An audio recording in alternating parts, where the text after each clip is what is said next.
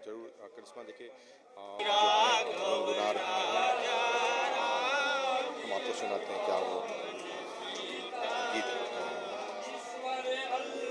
और उपेंद्र कुशवाहा भी उनके साथ इस गीत को गुनगुना रहे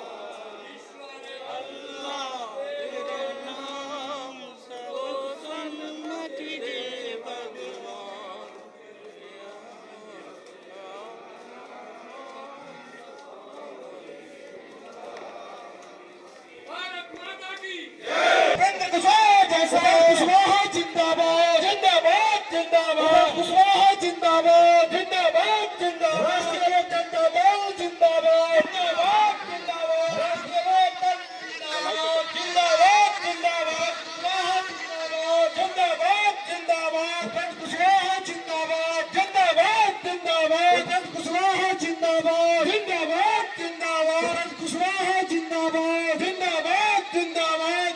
महात्मा गांधी अमर रहे, अमर रहे, अमर रहे करते हुए हमारे आदरणीय नेता का आप एक बार सम्मान करेंगे। एक बार आप तमाम साथियों से जोरदार तालियों से स्वागत करते हुए उपेंद्र कुशवाहा जिंदाबाद। सुरेंद्र कुशवाहा जी सर के साथ उपेंद्र कुशवाहा जिंदाबाद। बिहार का सीएम कैसा है, बिहार का मुख्यमंत्री कैसा है, बिहार का मुख्यमंत्री कैसा है। महात्मा गांधी अमर रहे, महात्मा गांधी अमर रहे, महात्मा गांधी अमर रहे। बाद मांगेंगे तो आज से इस कार्यक्रम की शुरुआत है। हम आए हैं बापू के चरणों में श्रद्धांजलि अर्पित करने के लिए और उनसे इस बात का आशीर्वाद मांगने के लिए कि बापू आज बिहार खतरे में है। आप जैसे महापुरुषों की विरासत खतरे में है। इस विरासत को आगे बचाना है, इसलिए आपका आशीर्वाद चाहिए।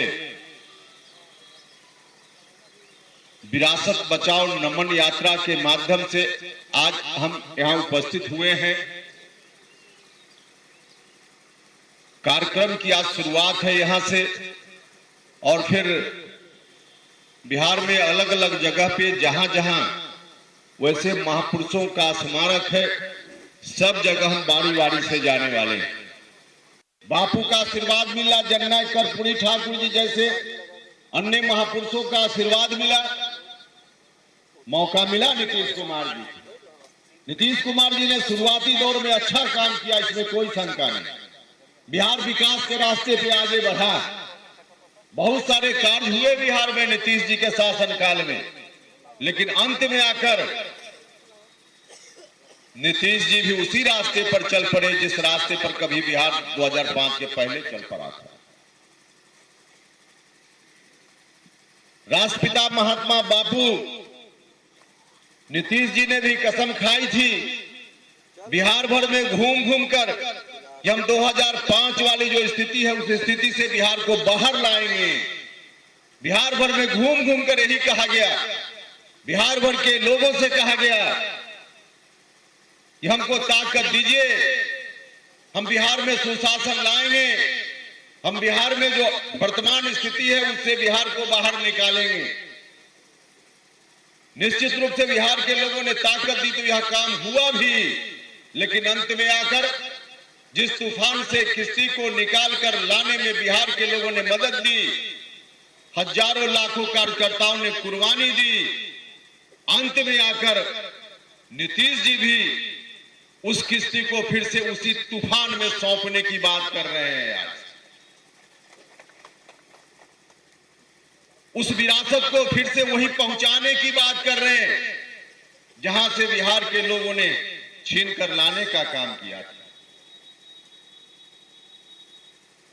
हम सब लोगों ने, हमारे साथियों ने विमर्श किया कि अगर यह स्थिति फिर से हो गई 2005 वाली स्थिति फिर से आ गई तो हम सब लोगों की कुर्बानी बेकार चली जाएगी।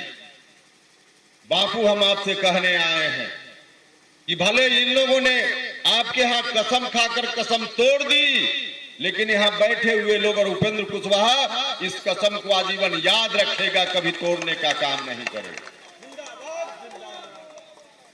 उस विरासत को आगे बढ़ाने की लड़ाई में हम निकल पड़े हैं। हम आप सब लोगों से, चंपारण के भाई और बहनों, आपसे भी कहने आए, हमारी लड़ाई किसी एक व्यक्ति की लड़ाई नहीं है। हमारी लड़ाई बापू की विरासत को आगे बढ़ाने की लड़ाई है, जननायक कर्पूरी ठाकुर जी की विरासत को आगे बढ़ाने की लड़ाई।